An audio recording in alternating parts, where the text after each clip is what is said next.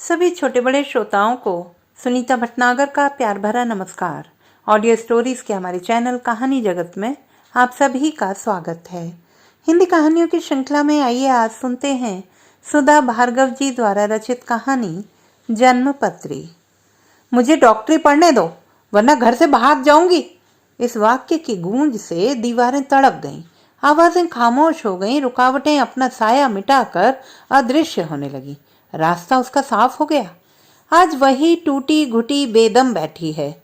उसके ही बेटी दामाद ने उसकी बात अनसुनी कर दी और वह चुप रही। अपनी खामोशी से उसे खुद घृणा हो गई।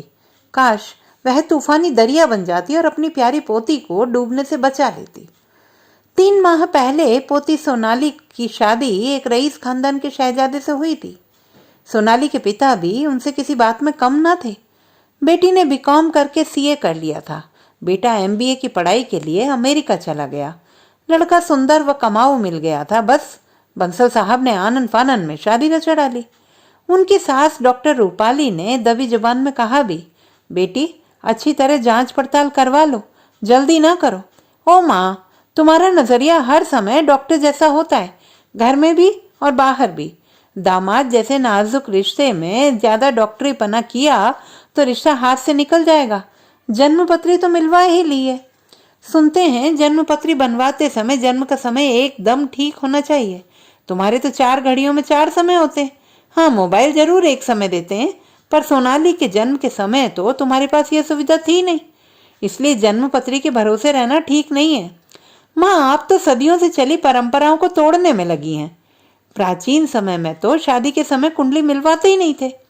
शिवजी ने जब पार्वती का, विष्णु ने लक्ष्मी का और ब्रह्मा ने सरस्वती का वरण किया तो कोई जन्मपत्री नहीं मिलवाई थी। हमारे देश में तो लोगों ने इसे कमाने का धंधा बना लिया है। जहां से पैसा आता दिखाई दिया उसी के पक्ष में मिलन की गंगा बहा दी। बाहर के देशों में तो ऐसी कोई मान्यता नहीं है। लव मैरिज में तो जन्मपत्री खूंटी पर उपेक्षित टंगी रहती है और शादी से पहले ही लड़का लड़की एक दूसरे को भली भांति जान जाते, और यही होना चाहिए। मैंने भी तो लव मैरिज की थी। प्यार के आगे कौन कुंडली मिलाने की बात सोचता है। बेटी, आज के सभ्य समाज के मुखौटे पारदर्शी नहीं रहे। वे दिखते कुछ और हैं और होते कुछ और हैं। मम्मी जी, हमें भी जिंदगी का कुछ अनुभव है। बेटी का क्या हम बुरा चाहेंगे? चिंता ना कीजिए, सोनाली जहां जा रही है खुश रहेगी। डॉक्टर नानी ने अपने मुंह पर ताला जड़ लिया। अब ज्यादा वह अपनी और अपने पेशे की तौहीन नहीं कराना चाहती थी। धूमधाम से शादी हुई और अश्रुपूरित नेत्रों से सोनाली को विदा किया गया। सुहागरात के समय 16 श्रृंगार किए हुए अपने जीवन साथी की पदचाप सुनने को सोनाली आतुर थी। वह तो नहीं आया, पर सास दौड़ती आई, बहू मेरे कमरे में चलो, काम है। सोनाली आज्ञाकारी बच्चे की तरह सासू माँ के पीछे चल दी। सुसज्जित कमरे को देखकर उसने अंदाजा लगाया था शायद यहीं पर प्रीतम से भेंट होगी। नजरें घुमाते हुए कुछ ढूंढने लगी। तभी कानों में आवाज पड़ी, बहू अपने श्रृंगार पट्टी और गहने उतार कर नहा धो ले और थोड़ा आराम कर ले। सारे दिन की थकी तो थी ही। नहाकर जैसे ही पलंग पर वह बैठी, कमर सीधी करने की उसकी इच्छा बलवती हो उठी और उसी पलंग पर वह लुढ़क गई। सुबह सास को बगल में सोया देखकर अचकचा गई। घर मेहमानों से खचाखच भरा हुआ था, पर उस भीड़ में अपने पति का चेहरा देखने को उसकी आंखें तरस गई थी। वैसे सास ने उसे मिलने का मौका भी नहीं दिया और न पति देव ने उससे मिलने की कोशिश की। चौथे दिन सोनाली को पति के कमरे में जाने का अवसर मिल गया। धड़कते दिल से उसके कमरे में प्रवेश किया। लैंप की रोशनी में उसका पति कुछ शायद पढ़ रहा था। बड़ा बुझा बुझा सा, उदास सा लग रहा था। आओ सोनाली, 2-3 दिन से मेरी तबीयत ठीक नहीं, तुमसे मिल नहीं पाया। आज भी शरीर में बड़ा दर्द है। लाइए मैं दबा दूं, किसी डॉक्टर को बुला लेते हैं। नहीं नहीं, सारे फोन खराब हैं। ओह, तभी मैंने भैया को फोन मिलाया था पर कनेक्शन ही नहीं मिला। असल में श्री ने माँ बाप की जिद के कारण शादी तो कर ली थी, पर वह सोनाली का सामना नहीं कर पा रहा था। वह जानता था कि पत्नी को वैवाहिक सुख नहीं दे पाएगा। माँ ने जब आत्महत्या की धमकी दी तो उसे घुटने टेकने पड़े। अपराध बोध से वह भी तड़प रहा था, पर हीन भावना के कारण उचित निर्णय लेने में असमर्थ रहा। बाप ने अपने बेडरूम के अलावा सब जगह के टेलीफोन कनेक्शन कटवा दिए थे ताकि सोनाली अपने पीहर कोई फोन ना कर सके। अगले दिन उसकी नींद देर से टूटी। वह हड़बड़ा कर उठी। रसोई में बर्तनों की खड़खड़ाहट शुरू हो गई थी। रसोई में पहुंची तो देखा सासू जी पहले से ही वहां विराजमान हैं। बहू, ये उठने का समय है क्या? नहा धोकर आओ और मेरा काम हल्का करो। कब से इंतजार में थी कि कब बहू आए और घर संभाले। सास ने अपनी जुबान को चाशनी में इस कदर लपेटा कि सोनाली काम की चपेट में आती चली गई। उसकी नौकरी का तो सवाल ही नहीं उठता था। सास ससुर को हमेशा डर रहता कि कहीं वह किसी के सामने अपना दर्द ना उड़ेल दे और उनकी इज्जत की किरकिरी ना हो। सोनाली बड़े आश्चर्य में थी कि माँ बाप ने उसकी एक बार भी सुध न ली। ससुराल तो शहर की शहर में है, एक बार तो आ जाते। उसी शाम फोन की घंटी घरघरा उठी। सोनाली भागी भागी फोन के पास गई, मानो प्यासा कुएं के पास गया हो। सास कड़क कर बोली, खबरदार जो फोन उठाया। इस अपरिचित रौद्र रूप को देखकर सोनाली सहम गई। फोन उसके पिताजी का था। बेटी कैसी है जी? बहुत दिनों से बात ही नहीं हुई, उसे जरा बुला दीजिए। अजी वह यहाँ कहाँ है? बेटा बहू तो कुल्लू मनाली हनीमून के लिए गए हैं, 1 हफ्ते बाद लौटेंगे। ठीक है जी, नमस्कार। इस झूठ ने सास की कुटिल मनोवृत्ति से पर्दा हटा दिया, पर सोनाली समझ ना पाई कि आखिर उसका कसूर क्या है।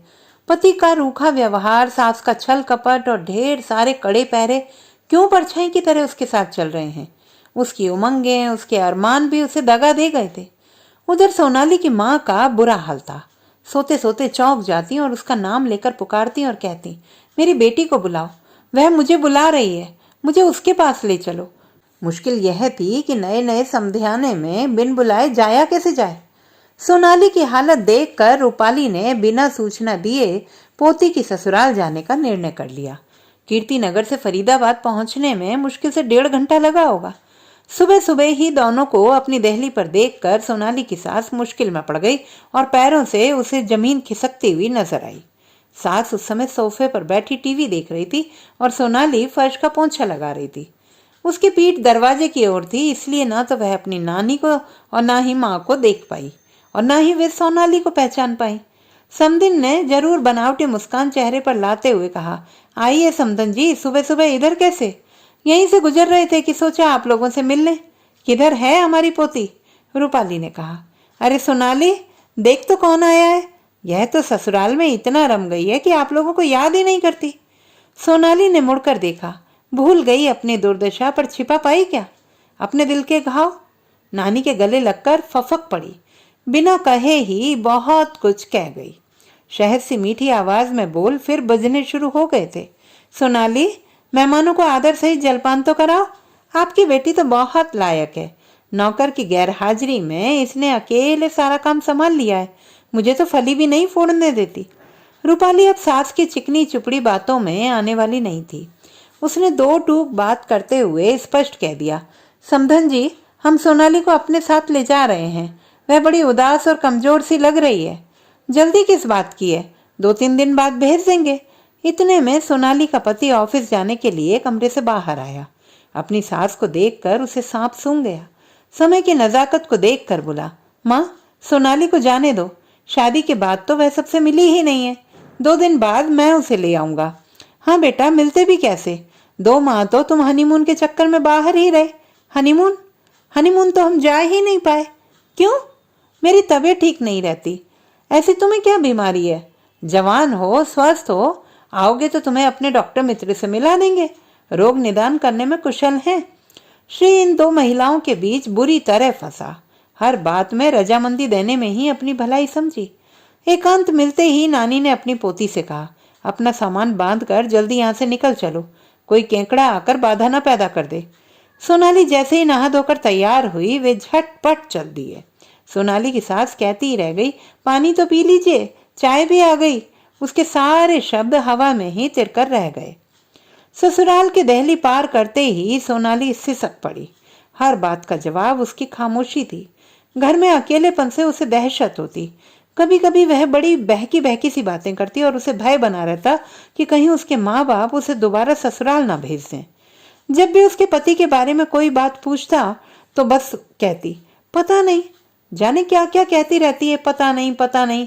जब नव विवाहिता एक हो जाते हैं तो हर सांस एक दूसरे के नाम हो जाती है। सोनाली की माँ अपनी बेटी के जवाब से खींच पड़ी। पर ये तो एक हुए ही नहीं, डॉक्टर नानी की आंखों ने घूरते हुए कहा। किसी में अब इतना साहस न बचा था कि उनका विरोध कर सके। सोनाली के पापा तो अपनी सास के सामने भीगी बिल्ली बन गए थे। श्री के आने का इंतजार था। उसके आते ही रूपाली सोनाली और श्री को शारीरिक परीक्षण कराने के लिए डॉक्टर बनर्जी के क्लिनिक में ले गई तो डॉक्टर बनर्जी के माथे पर पसीने की बूंदें झिलमिला उठी थी। रूपाली समझ गई कि दाल में जरूर कुछ काला है। उसने ज्यादा पूछताछ न की क्योंकि रिपोर्ट के आधार पर ही उचित रूप से किसी निष्कर्ष पर पहुंचा जा सकता था और रिपोर्ट शाम को मिलनी थी। शाम होते ही डॉक्टर बनर्जी का फोन खड़खड़ा उठा। डॉक्टर रूपाली, आपका दामाद तो नामर्द है। ऐसे लोग अव्वल दर्जे के कायर होते हैं। वह अपने माता पिता की अनुचित बात का कभी विरोध न कर पाएगा और ऐसी दशा में ताज्जुब नहीं कि वे सोनाली बेटी को मानसिक रूप से प्रताड़ित करके शारीरिक यातनाएं दें। सभ्य समाज में सताने के तरीके भी बड़े सभ्य होते जा रहे हैं। मारपीट करने से तो रंगे हाथों पकड़े जाने का डर रहता है, पर दिल को ऐसी ऐसी चोटें पहुंचाते हैं कि अकेली औरत खड़ी ही ना रह सके। मेरी बात मानो तो उसे ससुराल भेजने की जरूरत ही नहीं है। न वहां वह वैवाहिक सुख पा सकेगी और न संतान सुख। उसकी शादी शादी ही नहीं है, यह धोखाधड़ी है। रिसीवर रूपाली के हाथ से छूटकर दूर जा पड़ा और वह सिर थाम कर सोफे पर बैठ गई। बाहरी मन से उसने यह सत्य उजागर किया। माँ बाप के पैरों तले से जमीन खिसक गई। सोनाली को देखकर तो ऐसा लगा मानो रक्त की एक एक बूंद निचोड़ ली गई हो। दूसरे दिन श्री अपने घर जाने को तैयार था, पर सोनाली का कुछ अता पता न था। नाश्ता करने के बाद उसने प्रश्न सूचक दृष्टि से ससुर की ओर देखा। सोनाली तुम्हारे साथ नहीं जा सकेगी, उसकी तबीयत ठीक नहीं, उन्होंने कहा। तो फिर कब मिलना होगा? अब तो दामाद जी कोर्ट में ही मिलना होगा। रूपाली बिफर पड़ी। कोर्ट का नाम सुनते ही श्री शीघ्र ही उनकी आंखों से ओझल हो गया। अब तो घायल शेरनी की तरह सोनाली की नानी अपने बेटी दामाद पर टूट पड़ी। काश तुमने मेरी सुनी होती। जन्म पत्री के बदले मेडिकल जांच करवा कर वैवाहिक योग्यता की पत्री ली होती तो मेरी पोती का जीवन बर्बाद न होता। उसको संभलने में न जाने कितना समय लगेगा। सोनाली के माता पिता भी पश्चाताप की आग में झुलस रहे थे, पर बहुत देर हो चुकी थी। तो दोस्तों, ये थी हमारी आज की कहानी। आपको कैसी लगी कमेंट बॉक्स में लिखना ना भूलें। चैनल को सब्सक्राइब करें, लाइक करें और मित्रों के साथ शेयर करें।